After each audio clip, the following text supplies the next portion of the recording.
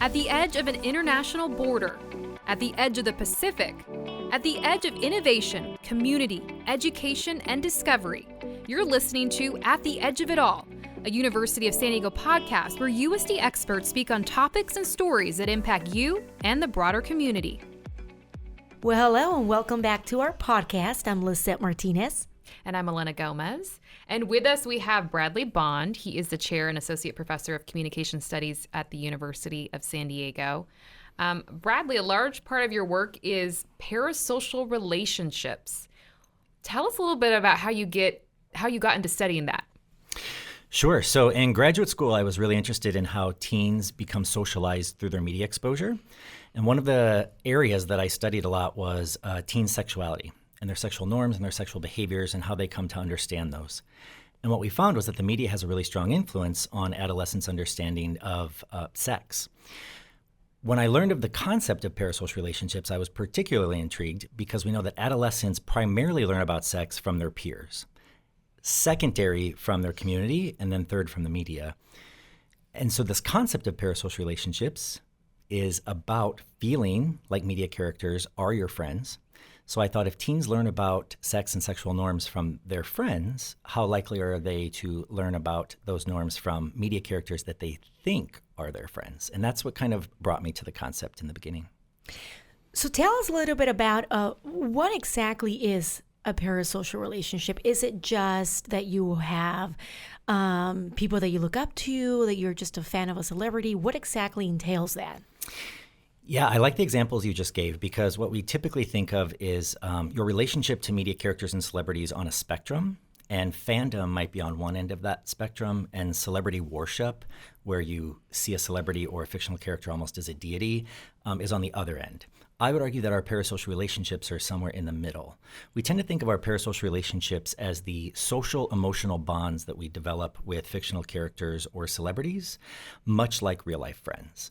So we know that they develop similarly. We use the same factors to make first impressions of people we meet in person and people that we meet via a screen. We know that they maintain very similarly and that we have similar reactions when they dissolve, when we lose a parasocial relationship. So we often think of parasocial relationships as those friendships that you develop with characters that you see similar to yourself or that you see attractive, or celebrities. And how does that impact our relationship with celebrities? It's sort of only a one-way communication, right? We're looking at it and they're not really giving us anything back. How does that relationship work? That's a great question. The key element to a parasocial relationship is the fact that it lacks mutuality, right? It's one-sided. So I feel very close to a fictional character because they self-disclose to me each episode. I learn more about them. I see similarities in them. But quite obviously, a fictional character doesn't have the same social emotional bond with me. And so it can increase our perception of liking, of attractiveness. We're actually seeing the term being used a lot in marketing research, and that's rather novel. It's only in the last few years that marketing and advertisers have realized that if we see these people as friends, that might actually benefit revenue-generating attempts. So product placement, endorsement, things of that nature. So it can absolutely influence the way that we perceive those connections to celebrities and fictional characters. When you say that about marketing and merchandising, I right away think about TikTok, right? Mm-hmm. They have so many people on there doing makeup reviews, this, that, and the other, and people right away run to the store. They want to try that makeup. I've just been amazed at the popularity that some TikTok creators can amass. That's different than a parasocial relationship. It has to be more of a celebrity or someone else that you follow. No, what's interesting is that we have found that social media, the formal features of social media, the format, the way in which social media platforms provide content actually increase the likelihood of a parasocial relationship. So if you think about a YouTube vlogger, they are sitting in their living room in a studio in their home that you've become familiar with over time. Potentially their cat walks through the background and they've talked about their cat before, or they self-disclose really personal information. And as viewers, we see those individuals as significantly more similar to us, right? Like that's somebody who I could be, right? I could get on YouTube, I could create a video, and I could do that, where historically film stars or even fictional characters Right. are seen a little bit more vertical, right? Those are kind of out of reach. And so it's more of an imagined interaction that we have with those individuals that creates the parasocial relationship. But the perceived authenticity and realism of individuals on social media likely increases that parasocial connection. So I have to ask you, the Britney Spears effect, was that really going into the research, like on the other side of the spectrum of what could happen with a parasocial relationship? Because we saw what ended up happening with her conservatorship and being out of it now, because so many fans for so long kind of kept this going in the media and really fought for her from the outside looking in, never even meeting somebody like Britney Spears. Yeah, I think that's a really good example of where that perception of social emotional connection can lead to action, can lead to agency, so that her fans feel close to her. Many of them likely have a parasocial relationship with Britney Spears. They feel like they need to fight for her because at the time she couldn't fight for herself, and that's something that we would do for our real life friends. Right. So it parallels that kind of perception of being supportive and being there for your friends. Do you think we all have a parasocial relationship? I mean, we have social media now, so you could follow any celebrity you want, but is that considered a social relationship if you see them on Instagram, you follow them, you maybe scroll through their feed, but is that considered a parasocial relationship? Do we all have them in some form or fashion, or what does sort of that look like? Right. Do we have to check the box for no, this is just This you is following just we're somebody. looking. We're just interested. Right. Yeah. Yeah. So the question of do we all have parasocial relationships, what's interesting about the research in that realm is that if we are social beings, if we are individuals who are extroverted, if we rely on others for a sense of social support, for resources, then we tend to also have strong parasocial relationships. So when this concept was developed, it was actually believed that those individuals who had fewer social connections, maybe experienced more loneliness, were individuals who were more likely to have parasocial relationships, with the idea being that your mediated relationships would compensate for a lack of real life relationships. But what we actually found is that it's quite the opposite. It's individuals who have large social networks, who easily make friends, who have kind of that psychological toolkit needed to make social connections really easily. Those individuals have the strongest parasocial relationships. So in terms of, does everybody have parasocial relationships? Arguably, yes, because we all have social relationships. But the strength of those relationships, the importance of those parasocial relationships in one's social network is highly dependent on personality attributes that predict real-life social relationships. Did you find that the pandemic has had any particular effect one way or another in this research? That's a great question. My own work suggests that our parasocial relationships became stronger during the pandemic.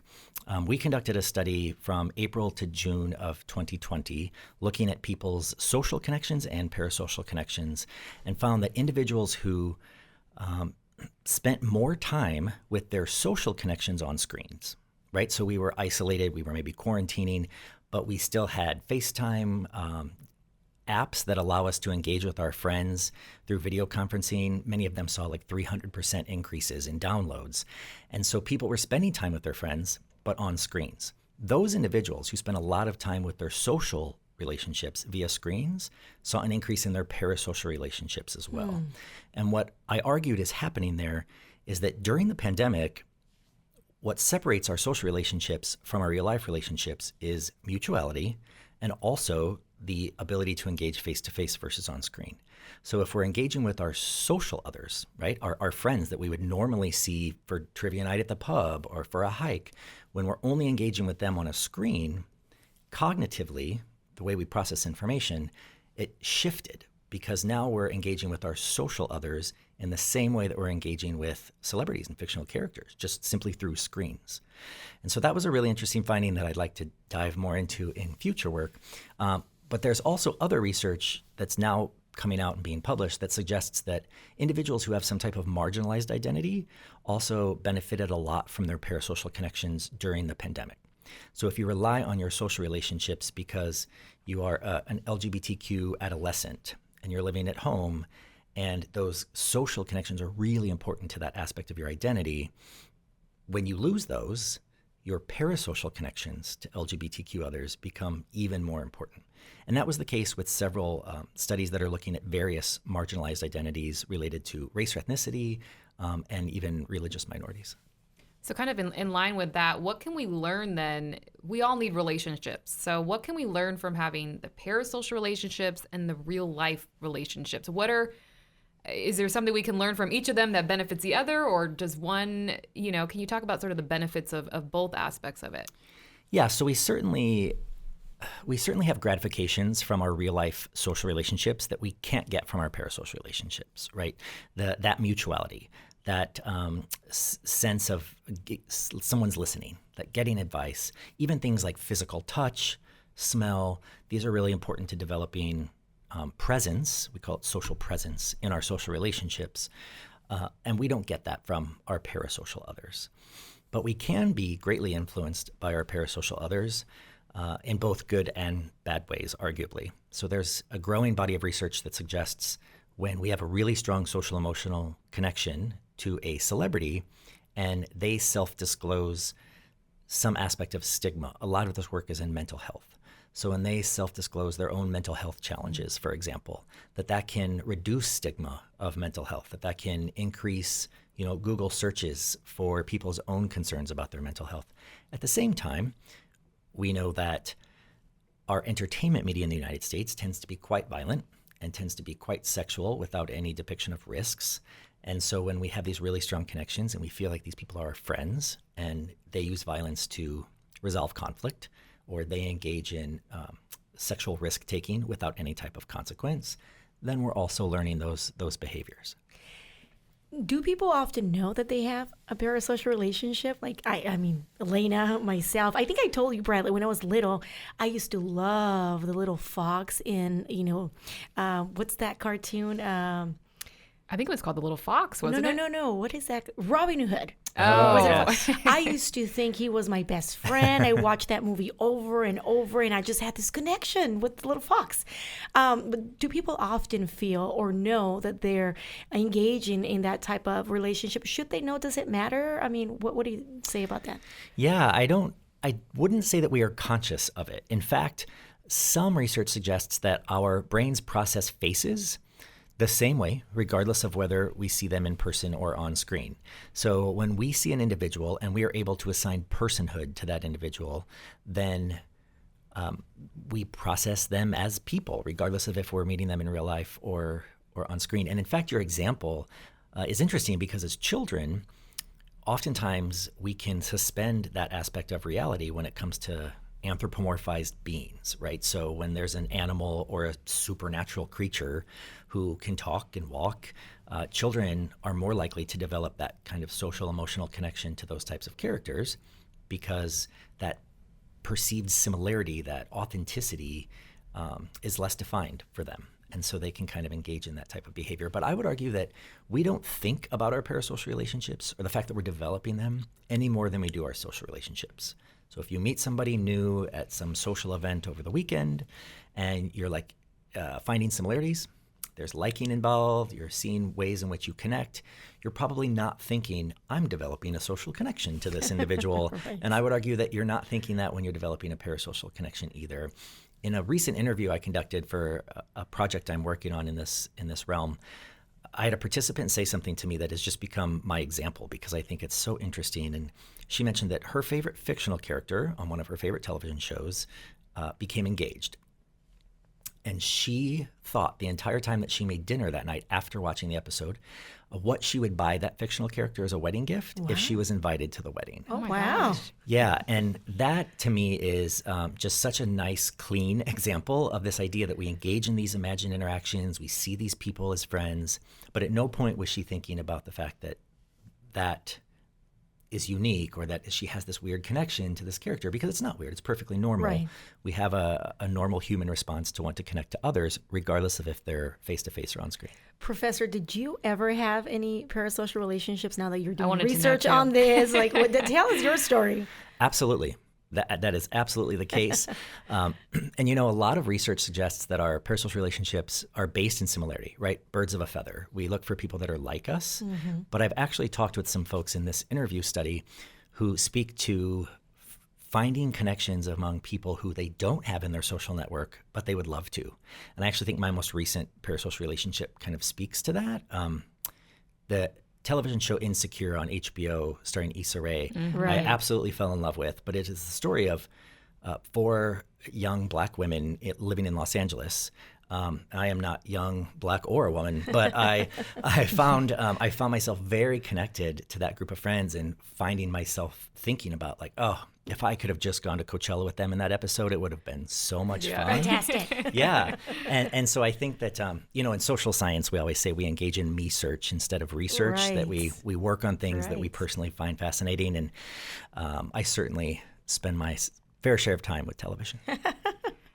Just with all your research on parasocial relationships, what has this taught you about relationships in general? What can we maybe learn about how can we use this to help our real life relationships? What are some things that are important in relationships that you found through your research that make people happier or have a benefit? And on that same note, why do this type of research? People, at home or wherever they're listening may be thinking, so what? Why is this type of research needed? Talk to us about that too. Yeah.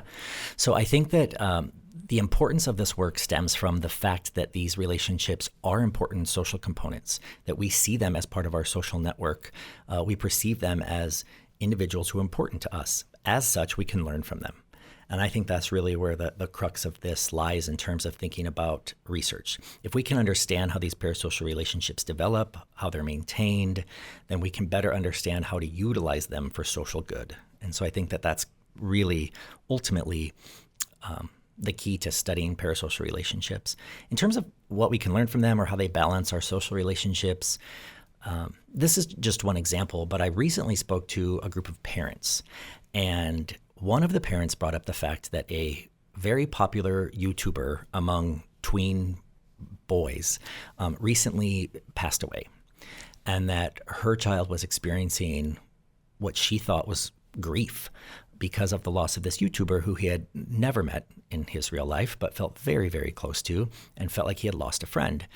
And I talked to the parents about the fact that you could utilize this particular example to engage in talking about grief and talking about the stages of grief and what it's like to lose someone in a much lower risk situation than when a family member passes or something of that nature, so that we can almost utilize these parasocial relationships as opportunities, I think, to reflect and better understand how we engage with others in our face-to-face lives as well.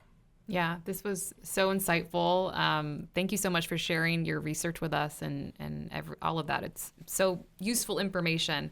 So thank you, Bradley Bond, for being with us. I could talk to you all day. Yes, we could. We really could. Absolutely. And absolutely. thank you for listening to At the Edge of It All. Make sure to subscribe to our podcast to catch our next episode.